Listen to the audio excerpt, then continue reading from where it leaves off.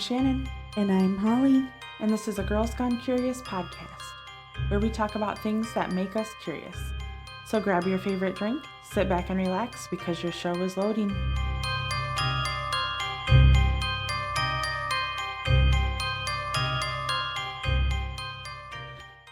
Today's episode includes the following trigger warnings, mentioning topics of substance abuse, strangulation, poisoning, and mass murder. This podcast is not suitable for children. Please listen with care.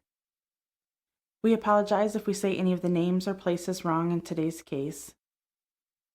This week's true crime episodes landed on cults. Let's get into it. I do want to apologize again for saying any of these names or places wrong. I mean, I don't really care about the piece of shit. Right. But there is other names in here of victims, and I am sorry if I say them wrong.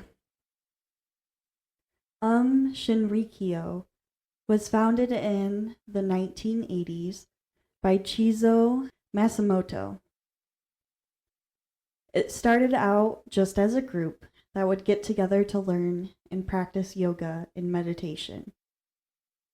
However, as the years went on and the group began to grow, it became something completely different. No longer about meditation and finding your spiritual awareness, but now a cult that mass-produced chemical weapons and planned out one of the worst terrorist attacks in Japan. Don't know how you go from one to the other. Right. Yoga to terrorist attack? Yeah. Matsumoto was born on March 2nd, 1955, in Kumamoto, Japan. He lived in a big family, being one of 7 kids. Like most of his siblings, he was born with an eye impairment, losing part of his sight to glaucoma. His parents worked as a tatami mat makers, which is like a padded mat flooring, and they were also on the poorer side. At the age of 6, Matsumoto was sent to a school for the blind and visually impaired. This school mainly contained fully blind students, and he would use this to his advantage. As long as the other students would pay him, he would help guide them around the city, bringing them to places that they wouldn't be able to get to themselves, like a trending restaurant or a certain shopping center, which is so fucked up. Yeah. Many of Matsumoto's peers would say that he was a bully, doing all sorts of things to gain money. This possibly included threatening other students into giving him money. While they claimed he was a bully, he would claim he was a victim. BS. Thinking he was at the top of the school, he tried to run for the student council. He would fail multiple times. No student, and even no teachers, wanted him on the student council. But that wouldn't stop him from trying to achieve his dreams. His goal was to become a rich man while also being the Prime Minister of Japan. While in school, Matsumoto learned things like Chinese herbal medicine and acupuncture. In 1973, he applied to the local university, but he was denied admission. 1975 came around, and Matsumoto would graduate high school. I do want to mention that most students who graduated from the vision impaired school wouldn't be accepted in college. And it's, I believe, due because they're blind. At the age of 22, in 1977, Matsumoto would move to the big city, Tokyo. Again, he would apply to Tokyo University and failed to get in. Giving up getting into college, he decided to open up his own shop, doing acupuncture and selling Chinese herbal remedies. Later on, Matsumoto would blame society for failing him by not letting him into a university. Matsumoto would run the shop for a couple of years until he was arrested in 1982.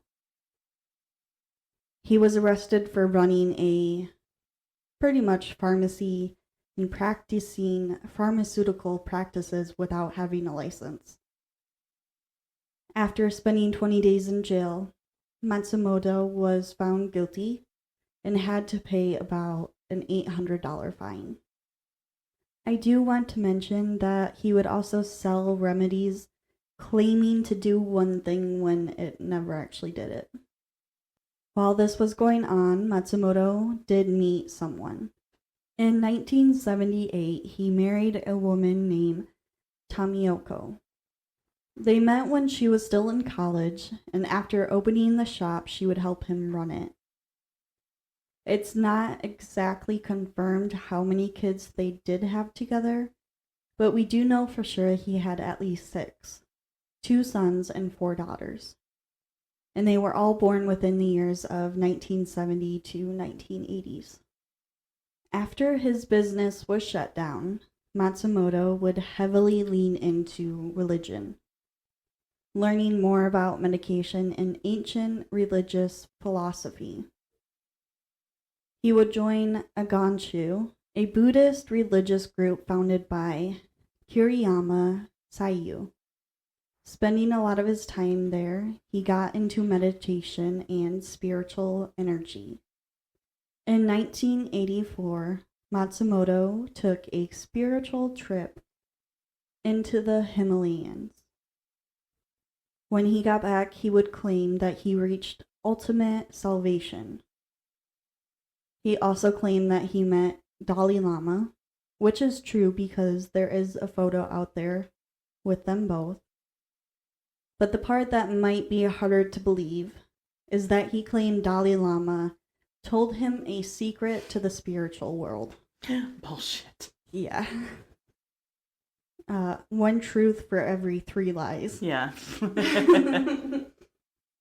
During that same year, February of 1984, Matsumoto opened up his own yoga/meditation school, putting all of his past research and experiences into his teachings. Matsumoto's religious beliefs would begin to bleed into the school. This would be parts of Buddhism, Hinduism, and some Christian philosophies, and even writings of Nostradamus. And I didn't really know what that was, so this is a side note. Nostradamus was a French astrologer, physician, and reputed seer. He was born in 1503.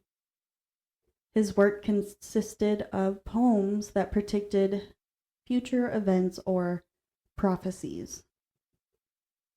Growing up practicing Judaism and converting to Christianity, the shocking thing for me is that he actually helped decrease the death toll from the Black Plague using advanced medical treatments.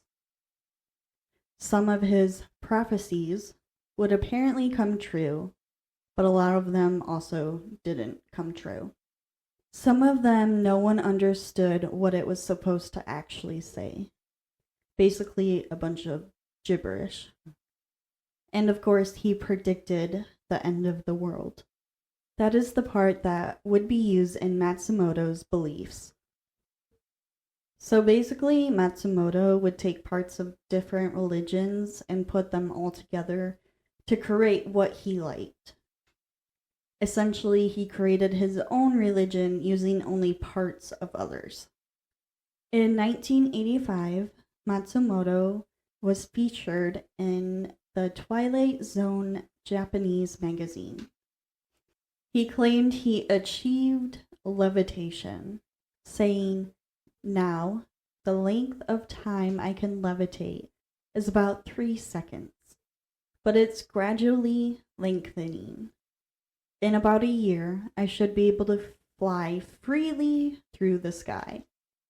I've seen in a comment on one of the videos I watched, the person's like, so he just jumped for 3 seconds. It's like he just jumped. Yeah. You call that levitation? Yeah.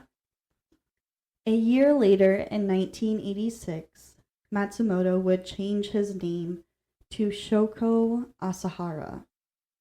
He would publish a book on his teachings, and he wanted to be called Tokyo's Christ, Holy Pope, and or Savior of the country, because he would claim that the world was ending and that the only way to survive was to join his religious group, or as we know, cult. Another side note, I will be calling Matsumoto Shoko for the rest of the case. It'll be a little bit easier for me to call him that when we're mentioning other names later. So Matsumoto equals Shoko. Shoko equals Matsumoto. They're the same person. Just wanted to make that clear. Right. Because there's a lot of motos later on. Oh, gotcha. That makes sense. Now, I don't know what his yoga / meditation school was called when he first started, but in 1987, he would officially name his group or cult Aum Shinrikyo.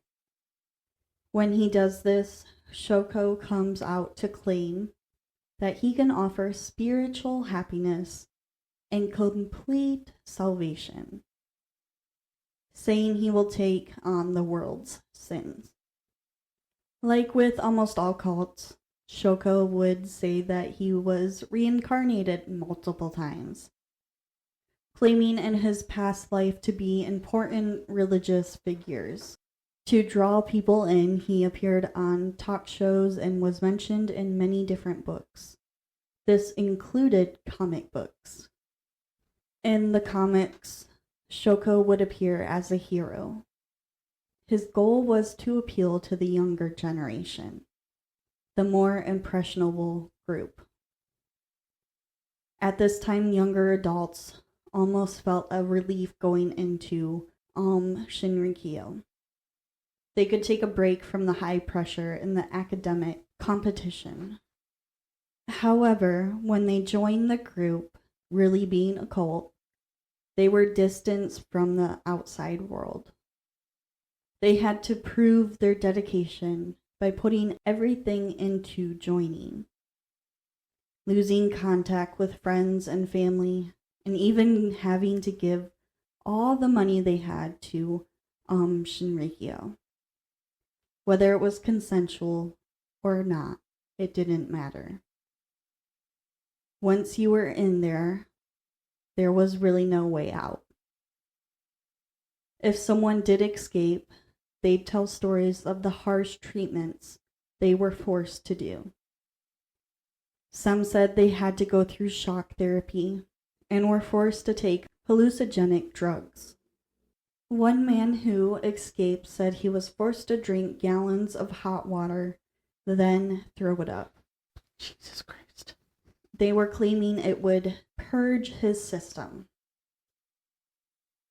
Shoko not only took beliefs from many different religions, Shoko would also study other cult groups, seeing what they did and deciding whether or not he wanted to copy their ideas and beliefs.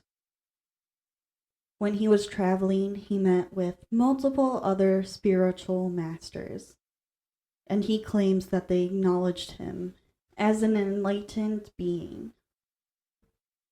Like I said earlier, they would go after younger adults, but he would also try to appeal to smarter people. I don't know how smart they can get if they're joining. A lot of brainwashing, it seems like. Yeah. Using whatever interest those types of people at the time to draw them in.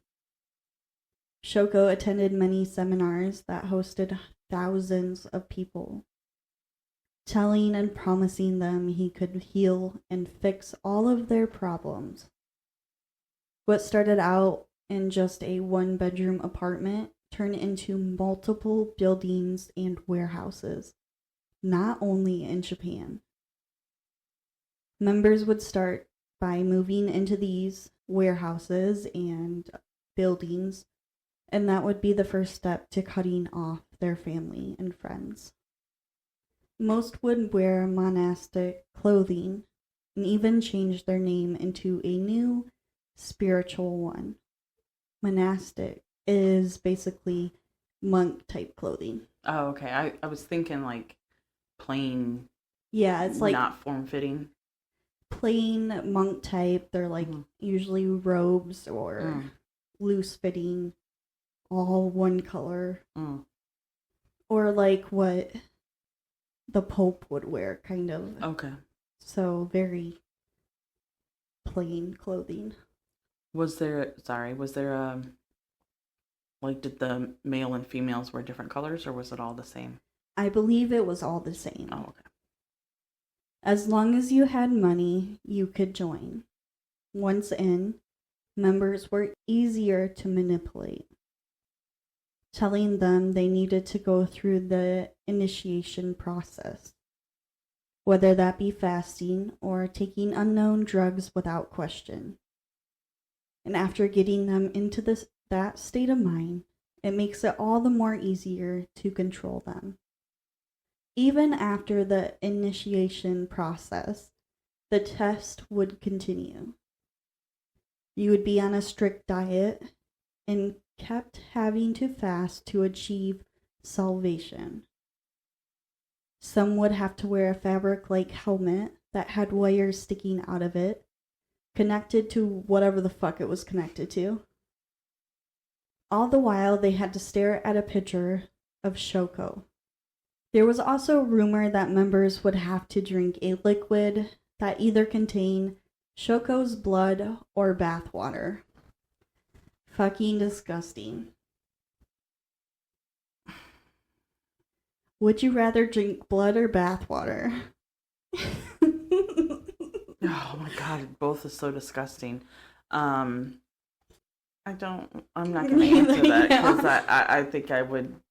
The thing is, what if there's something like a disease in his blood? Yeah. But then you think of bath water. What if he fucking peed and or he sharted in the tub? Yeah.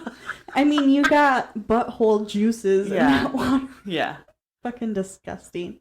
I'm glad we're not eating right now, and all we're living on caffeine right now. There's no way. Fucking disgusting. I'm gonna pass on that question. 2 years after the official naming of his group, in 1989, Japan would recognize it as an official religious organization. This is the point where Aum Shinrikyo took a turn. At least there was a difference in Shoko and his teachings with his closest members. At this time, Aum Shinrikyo had about 430 million yen in assets. Holy shit. And in 1990, they had about 10,000 members. Not just from Japan, but also from around the world.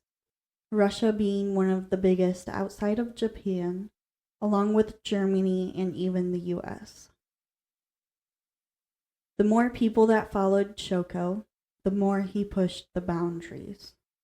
The more he thought he was unstoppable. 1989 was the first year where they took it a step too far, killing people. Shuji Taiguchi was strangled to death in February of that year for trying to escape the cult. Then later in November 1989, they would kill a whole family. What the fuck? Susumi Sakamoto was a lawyer that had a lawsuit against Aum Shinrikyo. A group of Shoko's closest members would try to kidnap him on November 5th. Sakamoto decided to stay home that day, so the group changed his plans and went to his house. The group of members would break into Sakamoto's home and inject them with potassium chloride filled syringes. What the fuck? Then they would be Sakamoto, along with his wife, Satoko, and their 4-month-old child, Tata Saihoko. I am really sorry if I pronounce these wrong. I mean, I don't care about the piece of shit, but I'm trying my best on these names and places. When Sakamoto wouldn't die like the others, he would be strangled to death. They would put the bodies into metal drums and bury them. But before they did that, they would make sure to take out all of the teeth and get rid of them. Their deaths remained unsolved until 1995, when a member confessed to the killings. I don't even... What the fuck? I don't even know. And they would make sure to burn all of their bedding, too. They were deceased when they took out their teeth? I do not know. I would hope so. Later, it would come out that Sakamoto went to a TV news station talking about Aum Shinrikyo that October. But before it aired, someone got a hold of someone in the Aum Shinrikyo cult and told them of the interview. So their idea was to just get rid of Sakamoto. After everything came out, this TV station was condemned. But that wouldn't be until 1995. Damn. After these murders, it only strengthened what Shoko believed he could get away with. In the 1990s, he would heavily lean into the end of the world, claiming the only ones that survived would be the members who joined Aum Shinrikyo. In late 1987, Shoko wrote a book called Destruction of the World, having a prophecy that the world was ending. Shocker. He claimed that Japan and the US would end in nuclear war, and members would believe this. Sometime in 1990, Shoko and 24 other candidates would try to run for parliament, which was also known as Diet in Japan. I don't know if it's an acronym or what. Yeah. Huh. Interesting. But it's basically just government. Mm-hmm. Shoko was trying to gain any form of government power. All of them would fail. They would only get 1,700 votes out of 500,000 votes. After failing, they wouldn't try to run again, which is a good thing. Can you imagine if he had government power? Yeah, that would be scary. Instead, they would turn towards mass production of chemical weapons, because that totally makes sense. Oh, I can't get into the government, so let me... Jesus fucking Christ. So I have to wonder if, because obviously there's serious brainwashing going on, either people truly believe this or they were so terrified to speak out or leave the cult for what they've already done to other people. Yeah. Throughout this, we'll touch on that a little bit more. And they would also try to mass produce AR-15s but fail when they tried to reverse engineer them but couldn't put the parts together. Shoko would also introduce the Poa, which is a Tibetan Buddhism, meaning transference of consciousness at the moment of death. But it wouldn't exactly be true Poa. Shoko would use it as a way to tell members that killing wasn't actually killing someone. It was relieving that person from their sins, claiming that they were going to hell anyways, so killing them actually saved them. a bunch of bullshit. In POA, to like touch on it a little bit more, is either you commit it or someone commits it for you. Either you do suicide or someone kills you, and then like right as you're dying, you're supposed to be able to leave your body and go into the spiritual realm. Yeah. She just did the biggest eye roll. My eyeballs hurt. But they say you have to do it at the right time, otherwise it's murder. It's like it's murder either way. Yeah. So, like, the right time, is it like a specific time and day, like on a crisp autumn morning? I don't know. I think it's... Yeah. I think what they mean by the right time is the right state of mind, maybe. But it's still, what the fuck? Yeah. I have to laugh because this is just fucking bullshit. Bullshit. The absurdity. Anyway, sorry. Yeah. Moving on.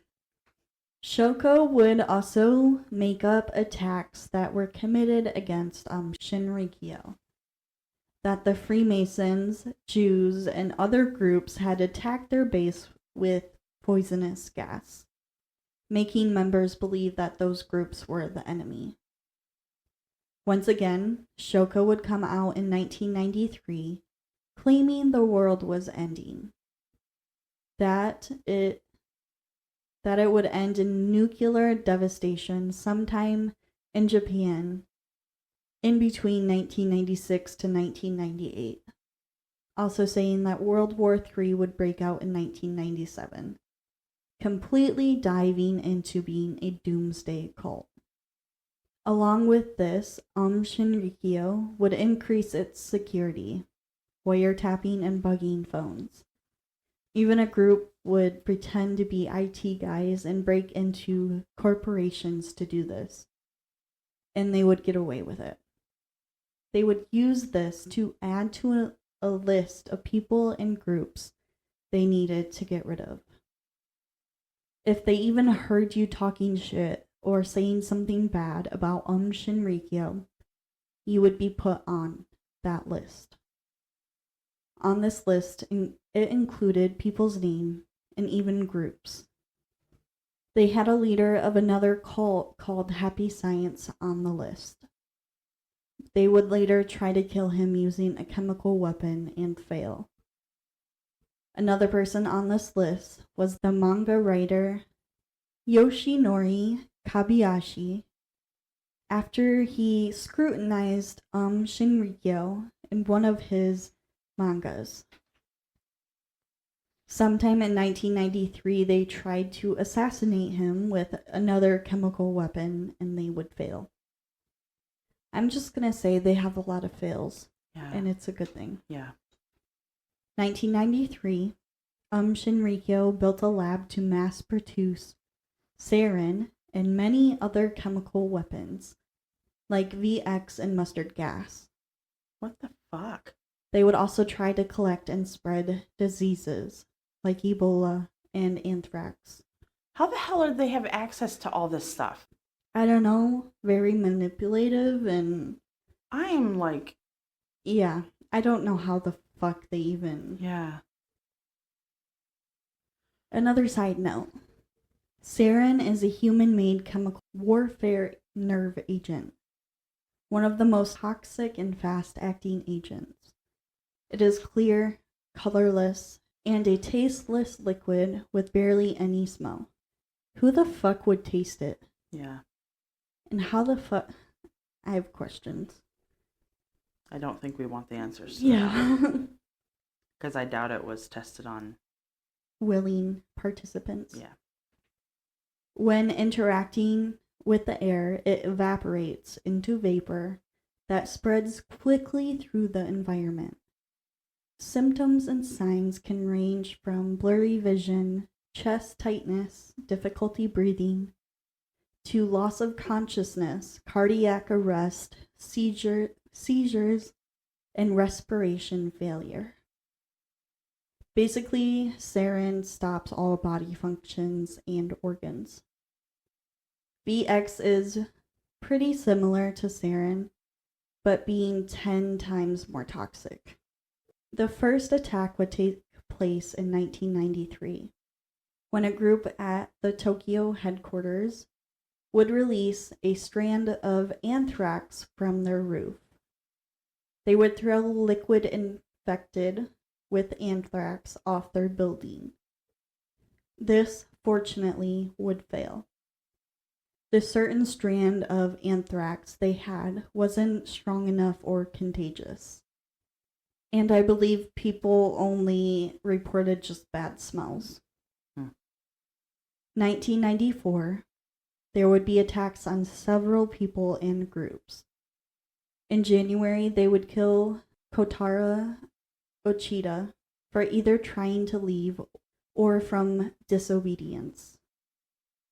There wasn't any more information on this, but they did use this death as a way to try to keep members silent. Starting in May and ending in November, they would try to kill Taro Takimoto, first with sarin, next with VX, and last with botulinum toxin. They would fail each time. 200 grams of VX would be used in covert assassinations. Takihoto Hamaguchi would be killed from being swabbed on the neck with VX. They believed he was a spy. 2 other unnamed victims would be left in a coma or severely injured.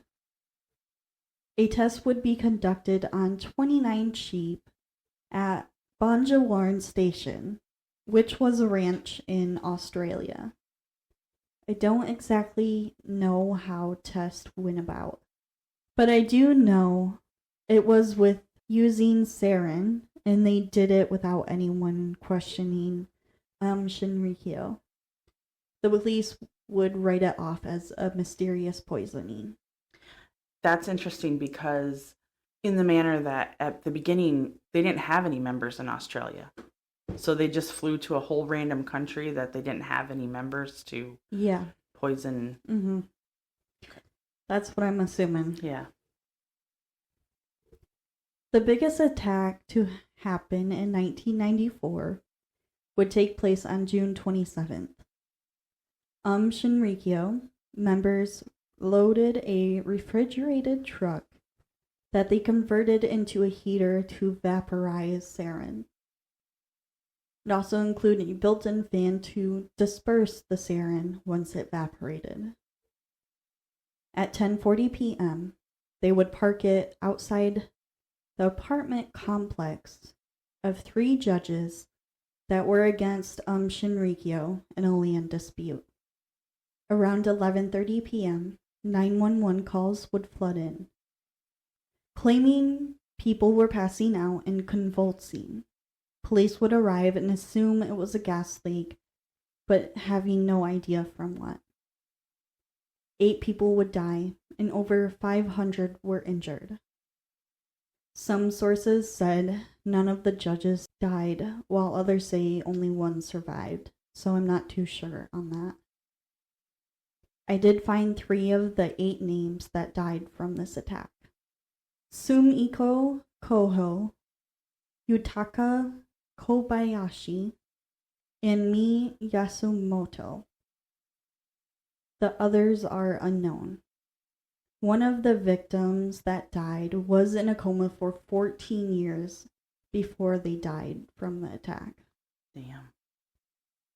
Aum Shinrikyo was never looked into. Instead, a chemist living in the area was to blame for the attack. But only after his reputation was ruined did his name get cleared. And it wouldn't be until 1995. If you can't tell the theme, 1995 is pretty much when it ends. Mm-hmm. In 1995, Aum Shinrikyo had over 100 billion yen in assets and over 50,000 members. The cult would be put into a hierarchy system and basically have a whole government. They had a minister of science and technology, a minister of health, and a minister of intelligence.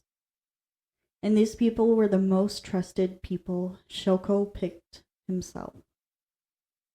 Seniors would constantly watch over juniors and people who joined the most recently, making sure they followed the rules and didn't show any sort of questioning. Otherwise, they would be punished. The low of the low members, the ones just joining, didn't really know what was going on. They believed they were joining a religious group, not knowing the cult was planning terrorist attacks. Only the top members knew what was really going on in this cult. This is what they're claiming. I was like, but to me, it could be like they're thinking it's like a normal religious group. They get into it, realize it's not, and can't get back out. Right. Which is, I'm assuming, some of them. Yeah. Or they're just like, you know what, sounds good, I'm joining. Mm-hmm. Yeah. Because, I mean, they kept all of this, like, attacks and lists. They basically kept it a secret. Mm-hmm. And on the outsider view, it just looked like a religious group, not a cult. Yeah. Because he would appear in the seminars and be kind and say, I can help you. I can get rid of cancer. I can do all this shit if you join us. In February of 1995, Shinrikyo abducted Kiyoshi Korea. He was not a member of the cult, but his sister was. His sister escaped the cult and ran away. She was very wealthy, so they used Korea to try and find out where she was. He would never tell them where his sister was. That's if he even knew where she was. While torturing him, he died from an overdose of an anesthetic drug. They would incinerate his body in a furnace that they had at one of their facilities, dumping his ashes where no one would find him. His death wouldn't be solved until someone within Aum Shinrikyo confessed. March 20th, 1995. Aum Shinrikyo would commit mass murder. 5 different members would board a train together at 7:45 a.m. Shortly after, they would split up, going onto different subway trains, all leading to central Tokyo. Many people aboard at this time were workers and even government officials. Aiku Hayashi and another member would get onto different Chiyoda lines. Kenshi Heroes would get onto a different line. Toru Toyota would get onto another different line. Masato Yokoyama and Yasu Hayashi would get onto different Hibiya lines. And there's like 2 Hibiya lines and 2 Chiyoda lines. They each got onto different lines. Each member would place a bag on the ground or underneath the seats. In each of these bags, it contained 2 plastic bags full of liquid sarin wrapped in newspaper. After setting the bags down, they would use their sharpened umbrellas to puncture the bags before getting off the train, leaving the sarin to spill out of the bags and onto the floor. Some of them only managed to pierce one bag, and some of them got both bags. Before long, everyone on the train started showing symptoms. One of the station masters tried to pick up the sarin to dispose of it, but would die shortly after touching it. Some of the trains would stop where it was at that time, while others would stop at stations where they were supposed to stop. When doors would slide open, it would spread the poison, harming more people. Between 8 to 8:15 a.m., calls would flood in. Once again, police thought this was just a gas leak. But this time they believed it was a terrorist attack, since it was in multiple different places at once. The first round of responders would also become sick. At the time, they didn't know what they were walking into. Along with calls, the hospitals would flood. All patients showing similar symptoms, signs of a nerve agent at work. The stations affected would be shut down. Officers would come in hazmat suits, scrubbing and decontaminating the train and station. They would block off entrances so no one could get in. 13 people died from this attack, and 5,500 were injured. Many of those who survived still have health issues from that attack today. The worst part about all of this is that a raid was scheduled to take place on March 22nd, only 2 days after the attack took place. Police had been looking into Aum Shinrikyo, and they were planning on investigating them. So only a couple hours after the attacks, Aum Shinrikyo would be their number one suspect. On March 21st, they became the center of investigation. If they did the raid before this attack, it could have stopped it. Yeah. But I mean, police didn't know, but Yeah. it's just... Yeah. It's unfortunate. crazy, yeah. Very unfortunate and sad. On March 22nd, over 2,500 police would raid 25 known facilities owned by Aum Shinrikyo, which was nationwide. They would find chemical vats and human remains. There were enough chemicals to potentially kill millions. There were also many malnourished and dehydrated members.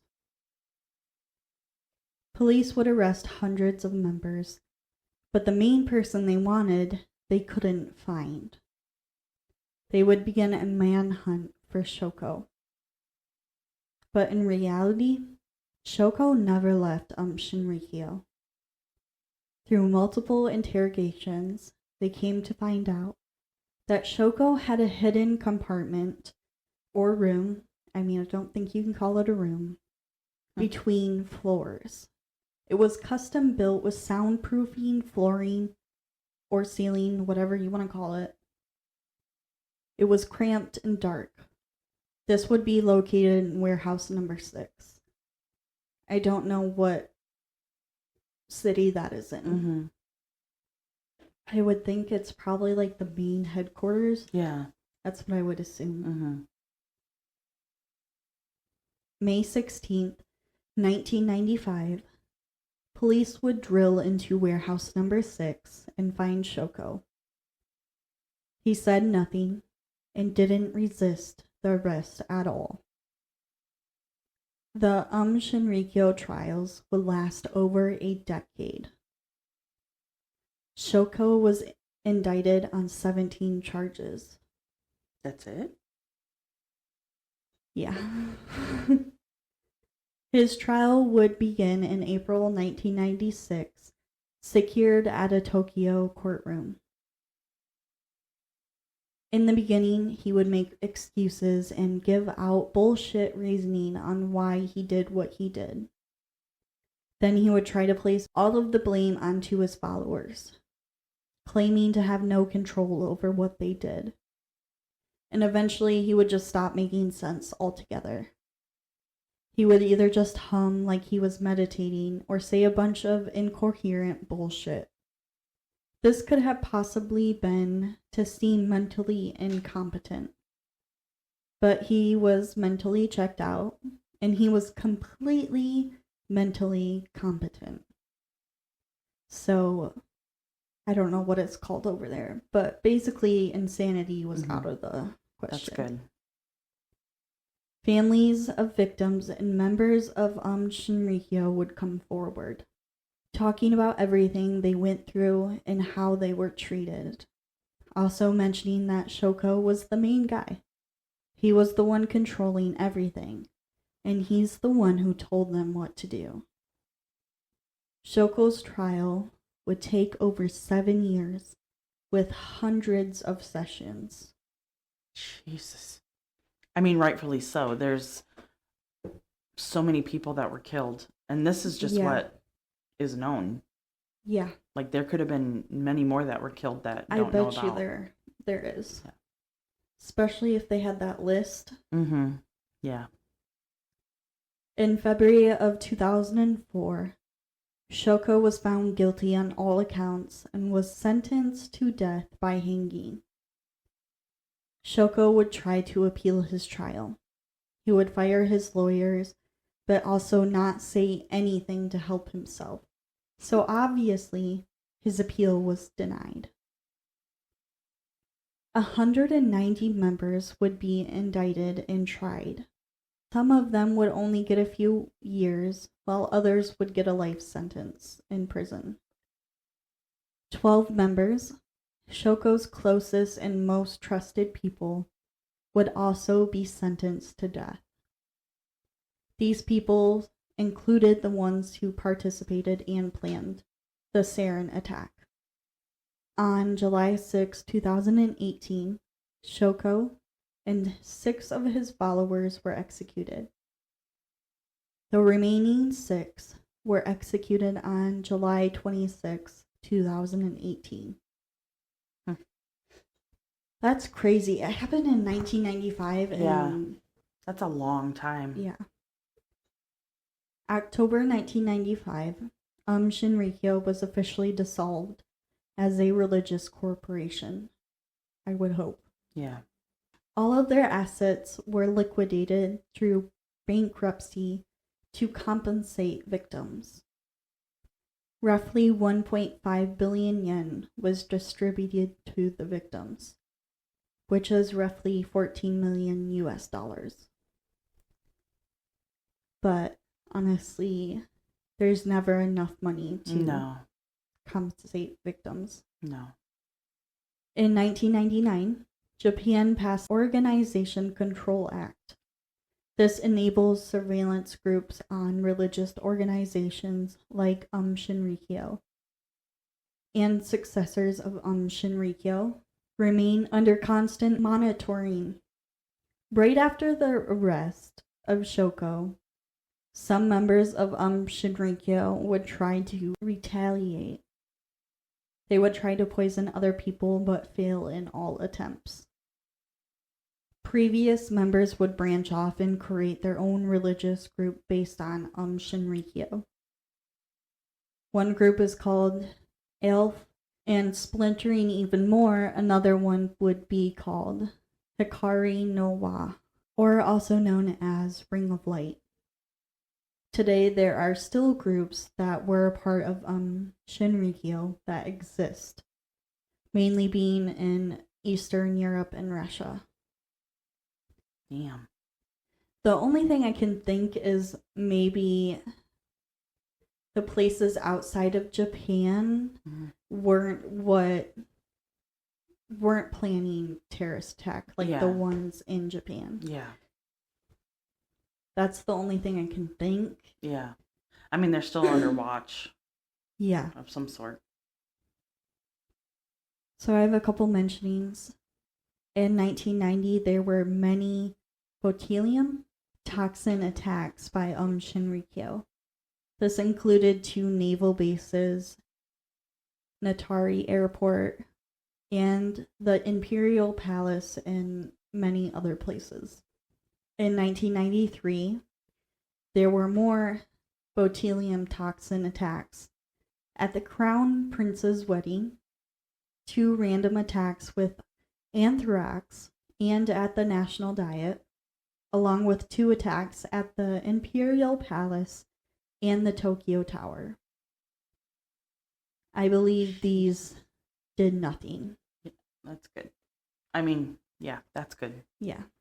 My main question and thought is, what the fuck? Yeah, it's pretty much sums it up Yeah. pretty well. What the fuck? The other thing is, how can we let cults get so far and only take action after someone or something seriously has happened? Yeah. So clearly there was probably mentionings or like whispers of something. Yeah. And so they were being investigated, but it didn't until, like you said, something major happened. Yeah. With the trains, and I don't know. The only thing I can think of is they silenced Everybody. those. Yeah. Mm-hmm. And there was, I didn't mention this earlier, but there was lawyers and families of people that were in Shinrikyo that were trying to do something about it. And I think that's when police started looking into it, but they didn't want to do anything until they had solid. True. I do understand that it does take some time to gather evidence. Yeah.